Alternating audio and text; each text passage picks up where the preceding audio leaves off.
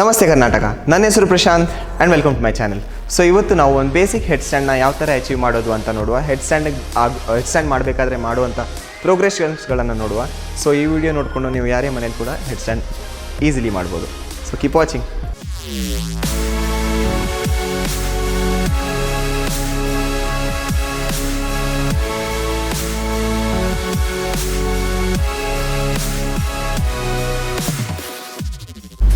So friends, head stand ಮಾಡಬೇಕಾದ್ರೆ ಎಲ್ಲರಿಗಿಂತ ಮುಂಚೆ ನೀವು ವಾರ್ಮಪ್ ಮಾಡೋದನ್ನು ಮರಿಬೇಡಿ. Warm up is must and should. ಯಾರೇ ಫಸ್ಟ್ ಹೆಡ್ ಸ್ಟ್ಯಾಂಡ್ ಅಟೆಂಪ್ಟ್ ಮಾಡೋಕ್ಕೆ ಹೋಗ್ತಾರೋ ಅವರು. ಎರಡನೇದು, ಯಾರಿಗೆ ನೆಕ್ಕಲ್ಲಿ ಇಂಜರಿ ಇದೆ, ಹೆಡ್ಡಲ್ಲಿ ಏನಾದರೂ ಇಂಜರಿ ಇದೆ, ಶೋಲ್ಡರಲ್ಲಿ ಇಂಜರಿ ಇದೆ, ಬ್ಯಾಕಲ್ಲಿ ಇಂಜರಿ ಇದೆ, ರಿಸ್ಟಲ್ಲಿ ಇಂಜರಿ ಇದ್ದರೆ ಪ್ಲೀಸ್ ಇದನ್ನು ಮಾಡಬೇಡಿ. ಯಾವಾಗ ನಿಮ್ಮ ಇಂಜರಿ ರಿಕವರ್ ಆಗುತ್ತೋ ಆವಾಗಲೇ ನೀವು ಹೆಡ್ ಸ್ಟ್ಯಾಂಡನ್ನು ಅಟೆಂಪ್ಟ್ ಮಾಡಿ. ಸೊ ಈಗ ನಾವು ವಾರ್ಮಪ್ ಮಾಡೋಣ.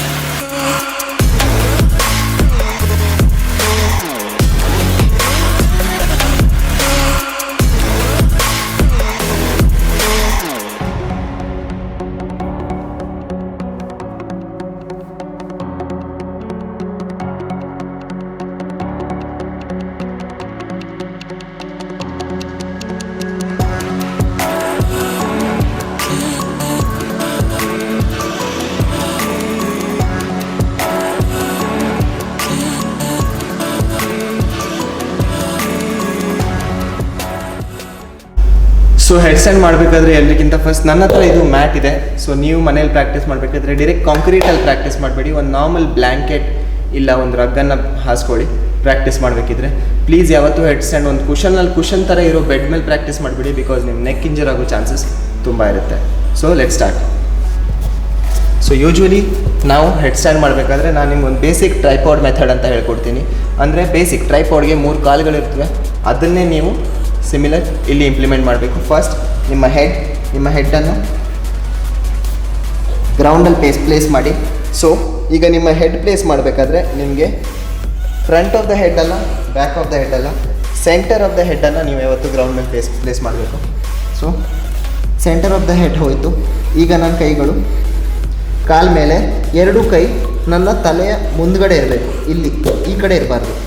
ನೀವು ಯಾವ ಥರ ಕಂಫರ್ಟೇಬಲ್ ಇದ್ದೀರೋ ಆ ಥರ ಕೈ ಇಟ್ಕೊಳ್ಳಿ. ಈ ಥರ ಇದ್ದರೆ ಈ ಥರ ಇಟ್ಕೊಳ್ಳಿ. ಈ ಥರ ಇದ್ದರೆ ರಿವರ್ಸಾಗಿ ಕೂಡ ಕೈ ಇಟ್ಕೋಬೋದು. ನಿಮ್ಮ ಬೆರಳು ಯಾವತ್ತೂ ಓಪನ್ ಆಗಿರಬೇಕು ಇಲ್ಲಿ. ಓಕೆ, ಸೊ ಇದು ನನ್ನ ಟ್ರಯಾಂಗಲ್ ಪೊಸಿಷನ್. ಸೊ ಇಲ್ಲಿ ನಾನಿದ್ದೀನಿ ಈಗ. ಸೊ ಈ ಮಂಡಿಯನ್ನು ಎತ್ತಿ ಈ ಕಾಲ ಮೇಲೆ ಇಟ್ಕೊಂಡು ಇದನ್ನು ಮುಂಚೆ ಬ್ಯಾಲೆನ್ಸ್ ಮಾಡೋದು ಕಲ್ತ್ಕೊಳ್ಳಿ.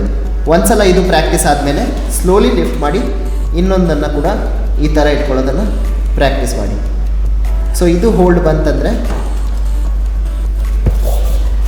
ನಿಮಗೆ ಹೆಡ್ ಸ್ಟ್ಯಾಂಡ್ ಮಾಡೋ ಒಂದು ಬೇಸಿಕ್ ಐಡಿಯಾ ಬಂದುಬಿಡುತ್ತೆ. ಸೊ ಈಗ ನೀವು 1 by 1 ಕಾಲಿಡೋದನ್ನು ಹೇಗೆ ಮಾಡೋದನ್ನು ನೋಡಿದ್ರಿ. ಸೊ ಸೇಮ್ ಇದನ್ನೇ ನೀವು 2 ಕಾಲು ಒಟ್ಟಿಗೆ ನಿಮ್ಮ ಮಂಡಿ ನಿಮ್ಮ ಎಲ್ಬೋ ಮೇಲೆ ಇಡೋದನ್ನು ಪ್ರಾಕ್ಟೀಸ್ ಮಾಡಿ. ಹೇಗೆ ಅಂತ ತೋರಿಸ್ತೀನಿ.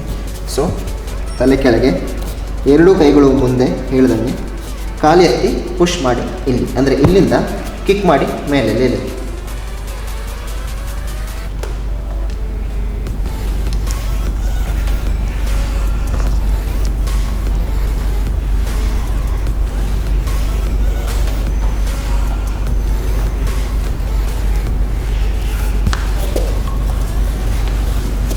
ಸೊ ಇದು ನಿಮ್ಮ 2ನೇ ಸ್ಟೆಪ್. ಈಗ ಈ 2ನೇ ಸ್ಟೆಪ್ ಪ್ರಾಕ್ಟೀಸ್ ಮಾಡೋದಕ್ಕಿಂತ ಮುಂಚೆ ನೀವು ಯಾವುದಾದ್ರೂ ಒಂದು ಗೋಡೆ ಹತ್ತಿರ ಹೋಗಿ ಇದನ್ನು ಪ್ರಾಕ್ಟೀಸ್ ಮಾಡಿ. ಬಿಕಾಸ್ ನೀವು ಆ ಸೈಡ್ ರೋಲ್ ಆಗೋದು ತುಂಬಾ ಸಾಧ್ಯತೆಗಳಿವೆ. ನೀವು ಆ ಬದಿಗೆ ಬೀಳಬೇಕಾದ್ರೆ ಒಂದು ನಾರ್ಮಲ್ ಫ್ರಂಟ್ ರೋಲ್ ಮಾಡಿ ಫ್ರಂಟ್ ರೋಲ್ ಮಾಡೋದನ್ನು ಹೇಗೆ ಅಂತ ಗೊತ್ತಿಲ್ಲ ಅಂದರೆ ನಮ್ಮ ಪ್ರೀವಿಯಸ್ ವಿಡಿಯೋ ನೋಡಿ, ಅದರಲ್ಲಿ ನಾನು ಕ್ಲೀನಾಗಿ ಎಕ್ಸ್ಪ್ಲೇನ್ ಮಾಡಿದ್ದೀನಿ ಫ್ರಂಟ್ ರೋಲ್ ಹೇಗೆ ಮಾಡೋದು ಅಂತ. ಸೊ ಹೆಡ್ ಸ್ಟ್ಯಾಂಡಿಂದ ನೀವು ಬೀಳಬೇಕಾದ್ರೆ ಬ್ಯಾಕ್ ಮೇಲೆ ಯಾವತ್ತೂ ಬೀಳಬಾರ್ದು. ಸೊ ಅದಕ್ಕೋಸ್ಕರ ನಾವು ಫ್ರಂಟ್ ರೋಲ್ ಮಾಡಿ ಮುಂದೆ ಬೀಳ್ತೀವಿ. ಸೊ ಈಗ ನಮ್ಮ ನೆಕ್ಸ್ಟ್ ಸ್ಟೆಪ್ ಅಂದರೆ ನಮ್ಮ ಮಂಡಿ ನಮ್ಮ ಎಲ್ಬೋ ಮೇಲೆ ಇರುತ್ತಲ್ಲ, ಇದನ್ನು ಇಲ್ಲಿಂದ ಪ್ಲೇಸ್ ಮಾಡಬೇಕು. ಹೇಗೆ ಅಂತ ನೋಡಿ. So for example head stand, ಕೈ ನೀವು ಯಾವ ಥರ ಕಂಫರ್ಟೇಬಲ್ ಇದ್ದರೆ ಆ ಥರ ಇಟ್ಕೊಳ್ಳಿ, ಬಟ್ ಮುಂದೆ ಇರಲಿ, ಮೇಲೆ. ಇಲ್ಲಿವರೆಗೂ ನಾವು ಮಾಡಿದ್ವಿ. ಇಲ್ಲಿಂದ ಎರಡು ಮಂಡಿಯನ್ನು ಜಾಯಿನ್ ಮಾಡಿ ನಿಮ್ಮ ಕಾಲುಗಳು ಈ ಕಡೆ ಇರಬಾರ್ದು, ಮೇಲ್ಗಡೆ ಫೇಸ್ ಮಾಡ್ತಾ ಇರಬೇಕು. ಈ ಪೊಸಿಷನನ್ನು ಹೋಲ್ಡ್ ಮಾಡಿ. ಇದು ನಿಮ್ಮ step number 3.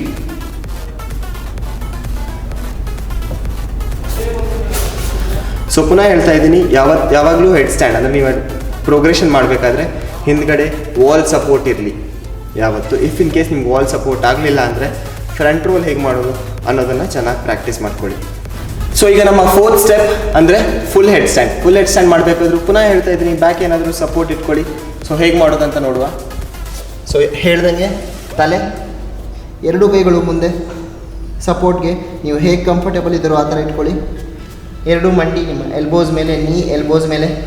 The 3rd step, ನೀವು ಕಾಲುಗಳನ್ನ ಜೋಡಿಸಿ ಮೇಲ್ಗಡೆ ಫೇಸ್ ಮಾಡ್ತೀರಿ. And the last step full ಮೇಲೆ. ಸೊ ಇದು ನಿಮ್ಮ head stand. So if in case ನೀವು ಹಿಂದೆ ಬೀಳಬೇಕಾದ್ರೆ ಸಪೋರ್ಟ್ ಇದ್ದರೆ ನೀವು ಈ ಥರ ಟಚ್ ಮಾಡ್ಬೋದು. ಫಸ್ಟ್ ಟಚ್ ಮಾಡಿ ಹೆಡ್ ಸ್ಟ್ಯಾಂಡ್ ಮಾಡೋದನ್ನು ಕಲೀರಿ. ಆಮೇಲೆ ಒಂದೇ ಕಾಲು ಸಪೋರ್ಟಿಂದ ಹೆಡ್ ಸ್ಟ್ಯಾಂಡ್ ಮಾಡಿ, ಆಮೇಲೆ ಎರಡು ಕಾಲನ್ನ ಬಿಟ್ಟು ಹೆಡ್ ಸ್ಟ್ಯಾಂಡ್ ಪ್ರಾಕ್ಟೀಸ್ ಮಾಡಿ. ಇದನ್ನು ಎಷ್ಟು ಜಾಸ್ತಿ ಮಾಡ್ತೀರೋ ಅಷ್ಟು ಒಳ್ಳೆ ಸ್ಟೆಬಿಲಿಟಿ ಬರುತ್ತೆ ನಿಮ್ಮ ಹೆಡ್ ಸ್ಟ್ಯಾಂಡಲ್ಲಿ. ಸೊ ಇದು ನಿಮ್ಮ head stand.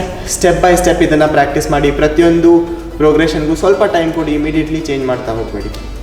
So keep practising. ಈಗ ನಾರ್ಮಲ್ ಯೋಗಾಸನದಲ್ಲಿ ಬರೋ ಶೀರ್ಷಾಸನ ಹಾಗೆ ನಾನು ನಿಮ್ಗೆ ಈಗ ಹೇಳ್ಕೊಟ್ಟ ಹೆಡ್ ಸ್ಟ್ಯಾಂಡಲ್ಲಿ ಒಂದು ಸಣ್ಣ ವ್ಯತ್ಯಾಸ ಏನಕ್ಕೆ ಅಂತ ಕೂಡ ಹೇಳ್ತೀನಿ. ಯೋಗಾಸನದಲ್ಲಿ ಮಾಡಬೇಕಾದ್ರೆ ಅವ್ರ ಕೈಗಳನ್ನ ಈ ಥರ ಜೋಡಿಸಿ ತಲೆ ಹಿಂದೆ ಇಟ್ಕೊಂಡು ಇಲ್ಲಿ ಹೋಗಿ ಈ ಹೆಡ್ ಸ್ಟ್ಯಾಂಡನ್ನು ಮಾಡ್ತಾರೆ. So this is there head stand. ನಾವು ಮಾಡಬೇಕಾದ್ರೆ ಎರಡು ಕೈಗಳನ್ನ ಮುಂದೆ ಇಟ್ಕೊಳ್ತೀವಿ. ಅದಕ್ಕೊಂದು ರೀಸನ್ ಇದೆ. ಬಿಕಾಸ್ ನಾವು ಯಾವತ್ತೂ ಮೂಮೆಂಟ್ ಟ್ರೈನಿಂಗ್ ಮಾಡಬೇಕಾದ್ರೆ ನಮಗೆ ಒಂದು ಮೂವಿಂದ ಇನ್ನೊಂದು ಮೂವ್ಗೆ ಟ್ರಾನ್ಸಿಷನ್ ಮಾಡಬೇಕಾದ್ರೆ ನಮ್ಮ ಕೈಗಳು ಹಿಂದೆ ಲಾಕ್ ಇದ್ದರೆ ನಮಗೆ ಯಾವ ಟ್ರಾನ್ಸಿಷನ್ ಕೂಡ ಮಾಡಲಿಕ್ಕಾಗೋದಿಲ್ಲ. ಅದಕ್ಕೋಸ್ಕರ ನಮಗೆ ಮತ್ತೆ ಫಾಸ್ಟ್ ಟ್ರಾನ್ಸಿಷನ್ ಮಾಡಬೇಕಾಗುತ್ತೆ. ಬಿಕಾಸ್ ಆಫ್ ದ್ಯಾಟ್ ನಮ್ಮ ಕೈಗಳು ನಾವು ಮುಂದೆ ಇಟ್ಕೊಂಡು ಹೆಡ್ ಸ್ಟ್ಯಾಂಡನ್ನು ಪ್ರಾಕ್ಟೀಸ್ ಮಾಡ್ತೀವಿ. ಈಗ ಟ್ರಾನ್ಸಿಷನ್ ಅಂದರೆ ಏನು ಅಂತ ನೋಡಿ. ಸೊ ಇದು ನಾನು ನಿಮಗೆ ಹೇಳ್ಕೊಟ್ಟೆ headstand. Baby headstand, elbow. So ಈಗ ನಿಮಗೆ ಗೊತ್ತಾಯಿತು ಟ್ರಾನ್ಸಿಷನ್ ಅಂದರೆ ಏನಂತ. ಈ ಟ್ರಾನ್ಸಿಷನ್ ಮಾಡಲಿಕ್ಕೆ ಎರಡೂ ಕೈಗಳು ಲಾಕ್ ಇದ್ದರೆ ನಾವು ಯಾವ ಟ್ರಾನ್ಸಿಷನ್ ಕೂಡ ಮಾಡಲಿಕ್ಕೆ ಆಗೋದಿಲ್ಲ. ಅದಕ್ಕೋಸ್ಕರ ಮೂಮೆಂಟ್ ಟ್ರೈನಿಂಗ್, ಕ್ಯಾಲಿಸ್ಥೆನಿಕ್ಸ್, ಪಾರ್ಕೋರಲ್ಲಿ ನಾವು ಯಾವತ್ತೂ ಹೆಡ್ ಸ್ಟ್ಯಾಂಡ್ ಪ್ರಾಕ್ಟೀಸ್ ಮಾಡಬೇಕಾದ್ರೆ ಕೈಗಳನ್ನ ಮುಂದೆ ಇಟ್ಕೊಂಡು ಪ್ರಾಕ್ಟೀಸ್ ಮಾಡ್ತೀವಿ. ಎರಡನ್ನೂ ಕೂಡ ಪ್ರಾಕ್ಟೀಸ್ ಮಾಡ್ಬೋದು, ಎರಡೇ ಅಷ್ಟೇ ಬೆನಿಫಿಷಿಯಲ್. ಟ್ರಾನ್ಸಿಷನ್ ಮಾಡಬೇಕಾದ್ರೆ ಇದು ಸ್ವಲ್ಪ ಹೆಲ್ಪ್ ಆಗುತ್ತೆ ಅಷ್ಟೇ. ಸೊ ಫ್ರೆಂಡ್ಸ್, ಇದು ನಮ್ಮ ಇವತ್ತಿನ ಹೆಡ್ ಸ್ಟ್ಯಾಂಡ್ ಟ್ಯೂಟೋರಿಯಲ್. ನಿಮಗೆ ಹಾಗೆ ಬೇರೆ ಯಾವುದಾದ್ರೂ ವರ್ಕೌಟ್ ಆಗಲಿ ಮೂವ್ಸ್ ಬಗ್ಗೆ ಟ್ಯೂಟೋರಿಯಲ್ಸ್ ಬೇಕಿದ್ದರೆ ಪ್ಲೀಸ್ ಕಮೆಂಟ್ ಬಾಕ್ಸಲ್ಲಿ ಮೆನ್ಷನ್ ಮಾಡಿ. ಡೆಫಿನೆಟ್ಲಿ ಅದ್ರ ಮೇಲೆ ಒಂದು ವಿಡಿಯೋ ಮಾಡ್ತೀವಿ. So thanks for watching. Please support ಮಾಡಿ, ಲೈಕ್ ಮಾಡಿ. ಹಾಗೆ ನಮ್ಮ ಚಾನಲ್ನ ಇನ್ನೂವರೆಗೂ ಸಬ್ಸ್ಕ್ರೈಬ್ ಮಾಡಿಲ್ಲ ಅಂದರೆ ಸಬ್ಸ್ಕ್ರೈಬ್ ಮಾಡಿ. ಅಲ್ಲಿವರೆಗೂ ಸ್ಟೇ ಹೋಮ್, ಸ್ಟೇ ಫಿಟ್.